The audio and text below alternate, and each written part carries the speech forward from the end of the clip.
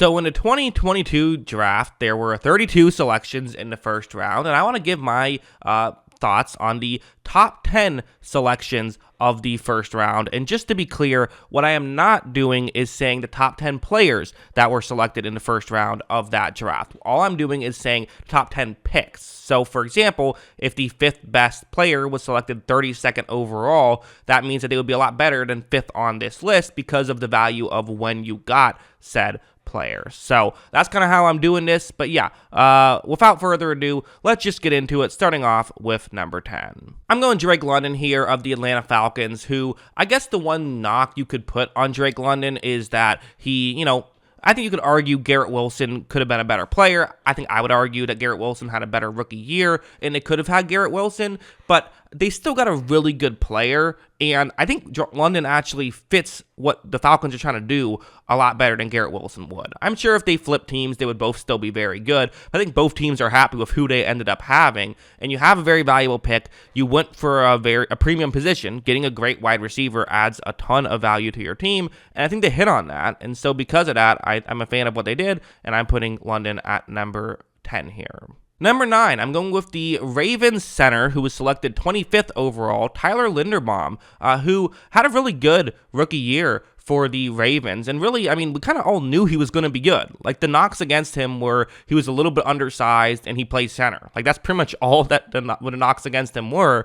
And so for pick 25, the Ravens said, centers are still important. Centers still matter. That's not a completely unvaluable position, so we'll take you. And now he looks like he's going to be eventually a Pro Bowl center for them. So getting that right off the bat, again, kind of fell to them in a way, but being the team to say we will select that non-premium position and make him a star player was smart. So he's here at number 9. Number 8, give me Kyle Hamilton, a guy who, listen, I think this was a really good selection. Now, he was 14th overall. Again, some people were talking about getting him as early as number 2 overall, but due to him being a safety, he kind of fell, and I think there still were, I stand by my pre-draft criticisms of there were some real concerns about Kyle Hamilton. But the Ravens said, you know what? We know how to use you, so we're not that concerned about those concerns. They drafted Kyle Hamilton, and I think even people that loved him were still surprised by how good he was as a rookie. He had an incredible rookie year at the safety position, so he absolutely belongs on this list. Feels like he should be almost higher on this list, but I feel like I just have to keep him here right now. Great selection. Next up on this list, number 7, Trent McDuffie of the Kansas City Chiefs, a guy who was a great slot corner for the Chiefs last year, and even played some on the outside, and I thought held his own there as well. Had a really good season, and part of why I wanted to put him on this list as high as he is at number 7, I think some people might say, shouldn't Hamilton be better than McDuffie? Well, for one thing, McDuffie was picked 21st, Hamilton was picked 14th, so, you're getting some extra value that way, but also McDuffie had a key impact in them winning a Super Bowl, so if you do that, that's going to add some extra value, in my opinion, if you make some plays in a playoff run.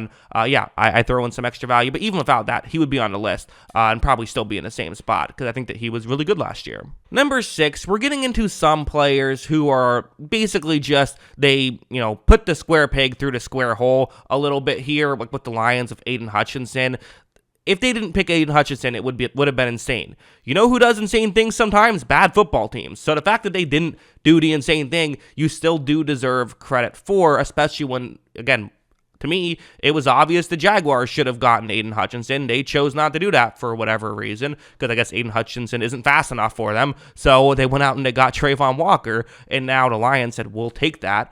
That's a great pick. It's simple, but it's a great pick. Sometimes the great stuff is the simple stuff you do.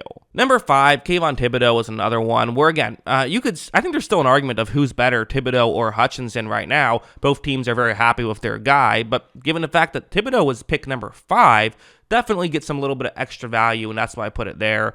The one thing you could say, the one knock was that I think a lot of people said, why not get Akeem Ekwonu at 5th overall? The Panthers were going to go tackle. They weren't going to go edge rusher at number 6, and then you draft Thibodeaux at number 7.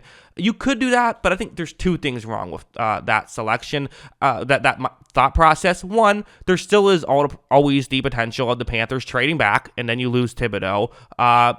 other concern is I think that they didn't really have an issue with drafting Evan Neal. In fact, I think they might have wanted Evan Neal. I don't think that they were desperately trying to get Ekwonu, and maybe they felt like, okay, if Evan Neal ends up being off the board, we'll take Ekwonu, whatever. Or if, other way around, whatever. There's 3 good tackles. We're okay with one of those guys, but we want to make sure we get Thibodeaux. And he's been great for them. So, listen, at the end of the day, could they have big-brained it and gotten more value? Potentially. But I'm still pretty sure they're happy with Thibodeaux, and it was still a good pick.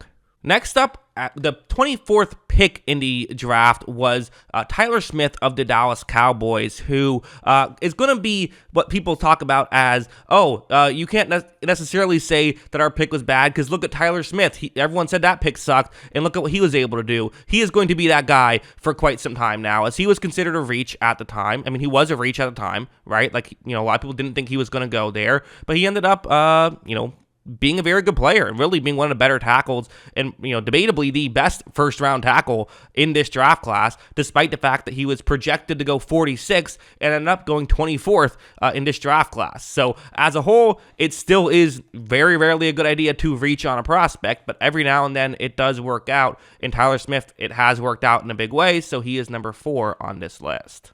Number 3 is Garrett Wilson, who ended up going 10th overall, so maybe that's not totally fair to put him here. I mean, he was projected to go 8th, he went 10th, and then he, ends up being a really good player. Like, isn't this kind of fair value? I would say no. I think that he still exceeded a lot of expectations and has, really been a great receiver right off the bat by the, for the New York Jets. So, there was a receiver taken in front of him. I think that the fact that he's come in and been so good, I think it's a great selection. I think they really, made the most out of that pick and then some. So, it's number 3 on my list. And then number 2, we're sticking with the Jets. I'm going Sauce Gardner, who, again, you can kind of argue, I think, okay, how can the second best pick be the 4th overall selection? That doesn't make sense. Well, it does when this guy looks like, he's legitimately getting Darrelle Revis comparisons after just one season. He was debatably the best corner in football already in a position that typically takes time to develop. That's insane. And there was a decision to be made here. There were people saying, should they draft Sauce Gardner here? A lot of people were saying, should they go after a Kayvon Thibodeaux or even a Jermaine Johnson? I heard a lot of people saying they decide, you know what? We're going with Sauce Gardner. We think he's the best player available, and it's really worked out for them. But my number 1 favorite pick from that draft class, it was Kenny Pickett. Kenny Pickett came in and looked like a really good rookie quarterback. Now, again, will he be able to continue to grow and become a great quarterback? Who knows? But the reality is, with pick number 20, getting a guy who has potential to, at the very least, give you several very good years on a rookie deal, and maybe even potential to get a lot better than that, that's worth way more than a pick number 20. People pick first overall for that kind of guy. So the fact that they have him, and really with all the quarterbacks available, I think a lot of people said, well, why draft Kenny Pickett? Why not just wait till round 3 and get Malik Willis? Like, why, what's the big deal about him compared to some of these other guys? Well, after 1 year, we've seen it. So, definitely a great selection that has to be number 1 because of the value of quarterbacks. So, that's my opinion. What's yours? Let me know in the comments below. Always love hearing from you. And, of course, as always, thanks for watching.